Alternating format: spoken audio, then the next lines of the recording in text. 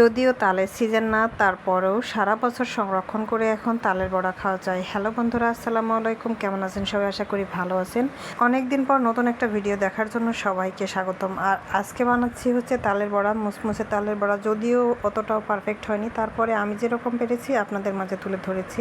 ভালো লাগলে অবশ্যই পুরো ভিডিও কন্টিনিউ করবেন। এখানে একটা কড়াইতে আমি প্রথমে বেশ কিছুটা পরিমাণ তালের গোলা নিয়ে নিয়েছি। এটা ফ্রিজে সংরক্ষণ করা ছিল। এখন যেহেতু সারা বছরই সংরক্ষণ করে তালের গোলাটা রাখা যায়, সেহেতু সারা বছরই আমরা তালের বড়া যখন মন চায় তখনই খেতে পারি। এটা আমি গুড় দিয়ে তৈরি করব, এজন্য এখানে আমি পরিমাণ মতো গুড় নিয়েছি। এটা যার টেস্ট অনুযায়ী মিষ্টি কম বেশি করে গুড় বা চিনি দিয়ে এটা তৈরি করা যায়। এখানে আমি সামান্য একটু পরিমাণ পানি দিয়ে নিয়েছি। একটা স্প্যাচুলারের সাহায্যে খুব সুন্দর করে তালের গোলাটা এবং গুড়টা মিক্সড করে নিয়েছি। এখনও আমি চুলার আঁচটা অন করি নাই। খুব সুন্দর করে মিশিয়ে নেওয়ার পর এ পর্যায়ে আমি বেশ কিছুটা লবণ দিয়ে নেব। আর লবণটা অপশনাল, এটা স্কিপ করলে কোনো সমস্যা নাই, তবে লবণটা দিলে স্বাদটা একটু বেড়ে যায়। আর এখানে আমি চালের গুঁড়া দিয়ে দিয়েছি বেশ কিছুটা।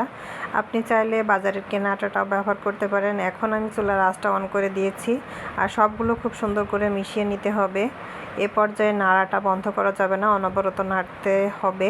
শুধুমাত্র যে তালের সিজনেই তালের বড়া খেতে হবে এমনটা কিন্তু না। এখন ফ্রিজে সংরক্ষণ করে তালের ঘোলাটা রেখে সারা বছরই তালের বড়া খাওয়া যায়। আর এটা বানানো খুব সহজ, খুব কম সময়ে এটা ঝটপট বানানো যায়। আর নাড়তে নাড়তে এক পর্যায়ে দেখা যাবে এর থিকনেসটা এমন হয়ে এসেছে, স্পেশালার থেকে হালকাভাবে পড়ে যাচ্ছে, তখন বুঝতে হবে এটা হয়ে এসেছে।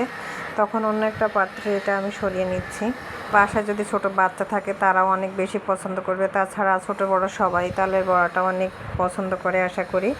আর এখানে আমি অন্য একটা পাত্রে সরিয়ে নিয়ে অন্য একটা কড়াইতে তেল গরম করতে দিচ্ছি। তেলটা পরিপূর্ণ গরম হওয়া পর্যন্ত একটু অপেক্ষা করতে হবে। যদি তেলটা ভালো গরম না হয় তাহলে এর বড়াটা আটকে যাবে। এই জন্য একটু তেলটা বেশি গরম করে নিতে হবে প্রথম পর্যায়ে। তারপর হাতের সাহায্যে যে কোনো শেপে আপনারা এটা বানিয়ে ফেলতে পারেন। আমি প্রথমে একটা বানিয়ে দেখছিলাম এটা সুন্দরভাবে হয় কিনা। আর তেলটা যেহেতু অনেক গরম হয়ে গেছে সেহেতু খুব তাড়াতাড়ি এটা ভাজি হয়ে যাচ্ছিল।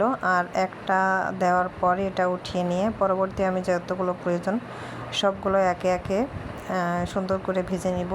হাতের কাছে যদি নারকেল থাকে অবশ্যই তালের গোলাটার ভিতরে আপনারা নারকেল অ্যাড করবেন, তাহলে এর স্বাদটা আরও বেড়ে যাবে। আর যদি না থাকে তাহলে তো স্কিপ করতেই হবে। আমার হাতের কাছে ছিল অনেক কারণে দেওয়া হয়নি, তবে যদি থাকে অবশ্যই দিবেন, তাহলে খুব মজা করে এই তালের বড়াটা খেতে পারবেন। এ পর্যায়ে চুলার আঁচটা আমি একদমই কমিয়ে দিয়েছি এবং অল্প তেলে এটা ভাজি করব, এই কারণে কড়াটা একটু ঘুরিয়ে সবগুলো আমি বসিয়ে নিচ্ছিলাম। তারপর চুলার আঁচটা বাড়িয়ে মুচমুচে করে এগুলো ভেজে নিলেই হয়ে যাবে মুসমুসে। অনেকে অনেক সুন্দর শেপে এটা বানাতে পারে, আমি অতটাও সুন্দর পারি না, তবে যা হয়েছে আলহামদুলিল্লাহ অনেক মজা হয়েছিল। আজকের ভিডিও এখানে শেষ করছি। সবাই ভালো থাকবেন। আসসালামু আলাইকুম।